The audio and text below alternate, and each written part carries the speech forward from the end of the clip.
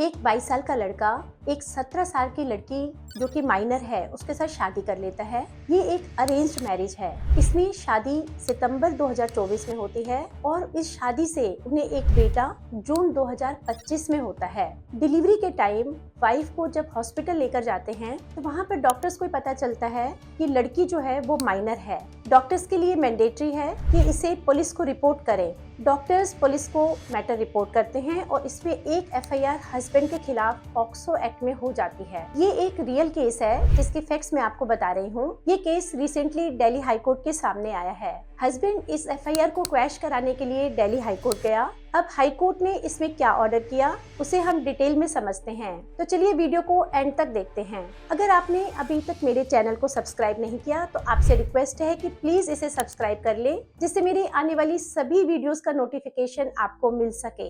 FIR register होने के बाद लड़की यानी वाइफ जो है वो एक एफिडेविट फाइल करती है जिसमें वो ये लिखती है कि ये शादी उसकी मर्जी से हुई है।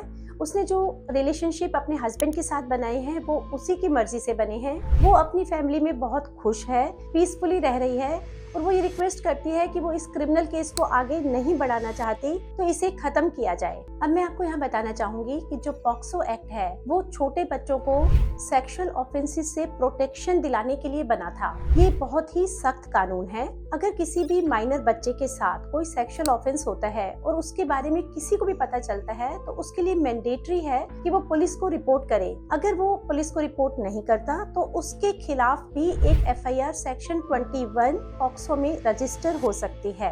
पॉक्सो एक्ट में जो केसेस होते हैं उनकी क्वैशिंग कराना बहुत ही मुश्किल है, लेकिन इस केस में दिल्ली हाई कोर्ट ने कुछ गाइडलाइंस, कुछ सेफगार्ड्स दिए, स्पेशली उन केसेस में जहां पर विक्टिम से कहती हैं कि हमें कोई हार्म नहीं हुआ, कोई लॉस नहीं हुआ और जो ये रिलेशनशिप थे वो हमारी मर्जी से बनाए गए थे, शादी हुई वो हमारी मर्जी से हुई। सबसे पहले कोर्ट ने कहा कि हर केस के जो फैक्ट्स हैं उन्हें बहुत ही केयरफुली और सेंसिटिविटी के साथ डील किया जाना चाहिए। कोर्ट्स को सबसे पहले ये सेटिस्फाई करना होगा कि अगर कोई विक्टिम ये कहती है कि वो केस को खत्म करना चाहती है, उसके रिलेशनशिप जो थे वो कंसेंशुअल थे, तो उसमें सबसे पहले देखना होगा कि क्या विक्टिम ये जो नो ऑब्जेक्शन दे रही है वो वॉलंटरीली दे रही है, उसकी अपनी फ्री विल है, उसके ऊपर कोई दबाव नहीं डाला गया, उसे मिसलीड नहीं किया गया। दूसरा, कोर्ट को ये भी देखना होगा कि क्या एफआईआर रजिस्टर होने के बाद विक्टिम ने शुरू से ही एक कंसिस्टेंट स्टैंड लिया हुआ है कि इस केस को खत्म कर दिया जाए, इन क्रिमिनल प्रोसीडिंग्स को कंटिन्यू ना किया जाए। कोर्ट ने ये भी कहा कि इनके साथ साथ हमें दूसरे फैक्टर्स भी देखने हैं, जैसे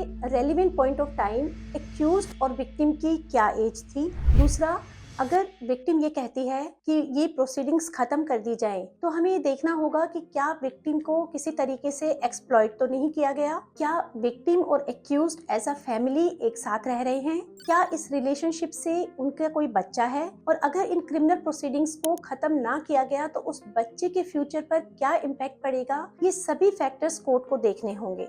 हाई कोर्ट ने यह भी कहा कि इन प्रोसीडिंग्स को क्वैश करने से पहले कोर्ट दोनों पार्टीज के साथ इंटरेक्ट करे और अपने आप को सेटिस्फाई करे कि ये जो क्वैशिंग है ये बहुत ही जरूरी है विक्टिम और बच्चे के इंटरेस्ट में, यानी एक larger interest of justice and to prevent the abuse of the process of law. इन्हीं प्रिंसिपल्स को कंसिडर करते हुए हाई कोर्ट ने इस केस में कहा कि अगर हम इस क्रिमिनल प्रोसीडिंग्स को कंटिन्यू रखते हैं तो ये दोनों पार्टीज के लिए बहुत ही अनजस्ट होगा और विक्टिम और जो बच्चा है उनकी फैमिली लाइफ खराब हो जाएगी, उनका फ्यूचर खराब हो जाएगा। इन्हीं ऑब्जर्वेशंस के साथ हाई कोर्ट ने एफआईआर और उससे रिलेटेड क्रिमिनल प्रोसीडिंग्स को क्वैश कर दिया।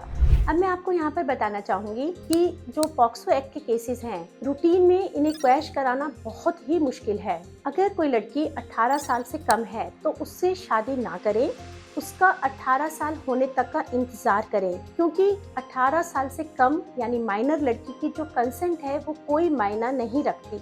अगर आप इस जजमेंट को डिटेल में पढ़ना चाहते हैं तो उसका लिंक मैं डिस्क्रिप्शन में दे रही हूँ। आपको अगर इस टॉपिक से रिलेटेड कोई भी क्वेश्चंस हैं तो आप प्लीज कमेंट करें। मैं पूरी कोशिश करूंगी कि आपके प्रश्नों का उत्तर दूं। वीडियो अगर इन्फॉर्मेटिव लगी हो तो प्लीज लाइक व शेयर करें और चैनल को सब्सक्राइब करना ना भूलें। धन्यवाद।